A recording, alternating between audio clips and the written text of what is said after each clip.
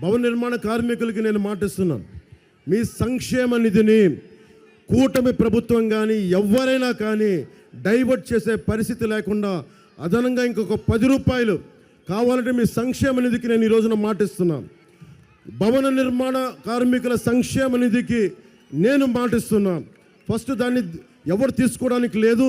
నేను ఈ రోజున తాడేపల్లిగూడెం సభలో చెప్తున్నాను, భవన నిర్మాణ కార్మికుల సంక్షేమ నిధికి నేను ₹1 కోటి విరాళాన్ని